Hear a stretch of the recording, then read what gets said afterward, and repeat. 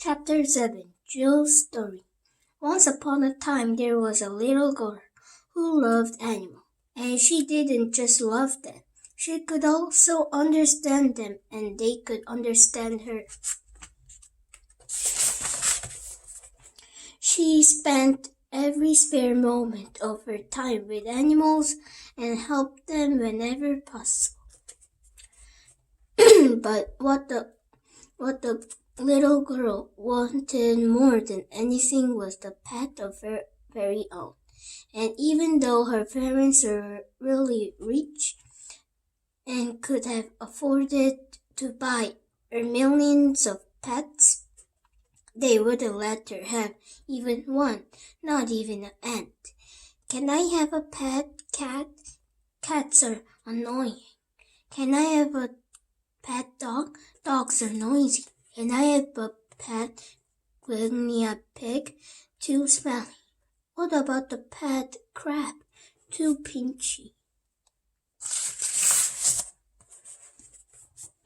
The only thing her parents were interested in was having a parties with the fancy friends on board their luxury super yacht.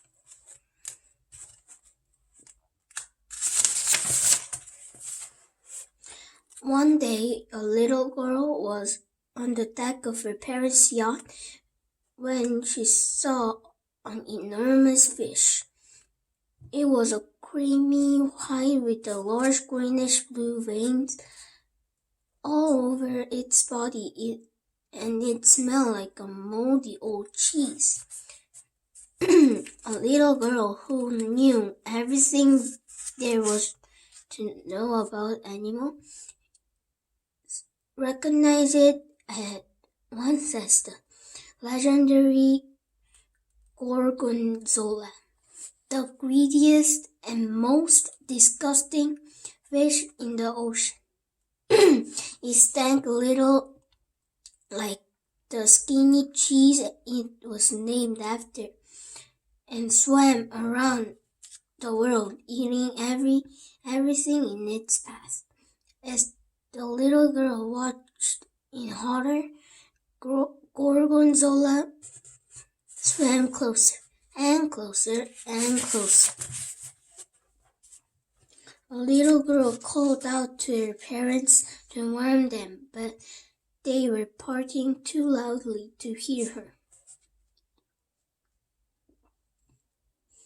She leaned over to the rail to ask Gorgonzola to please not eat her parents' yacht, but she leaned over too far, lost her balance, and fell into the water. For a moment, she feared that she would become a Gorgonzola's next meal, but she was so small that Gorgonzola didn't even notice her. The little girl cried out for help, but her voice could not heard above the clink of the campbell glasses and the laughter of the guests aboard the yacht. She just bobbed helplessly in the water and watched as her parents' super yacht, pursued by Gorgonzola, vanished into distance. The little girl was wondering what to do next when the iceberg floated by. She climbed onto it and was astonished to find a tiny kitten sitting at the top. She picked up a kitten and hugged it. She never felt so soft, Silky, for I'm going to call you Silky, she said. Hey, that's like a name of your cat, says Terry. That's because it is my cat, said Jill. That's how Silky and I met. This is my story, remember? Oh yeah, says Terry. I got so caught up I forgot. But why was Silky floating in the iceberg in the middle of the ocean. Unfortunately, thousands of unwanted kittens was abandoned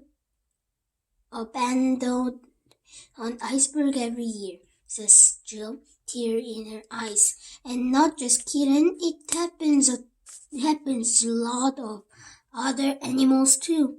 Just listen to the rest of my story and you'll see. And Silky floated on the iceberg and rescued 2 dogs, a goat, 3 horses, 4 goldfish, 1 cow, 6 rabbits, 2 guinea pigs, 1 camel, and a donkey.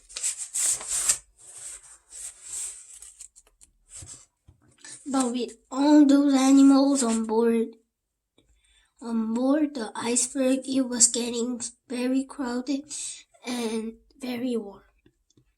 And the warmer it got, the more the iceberg melted.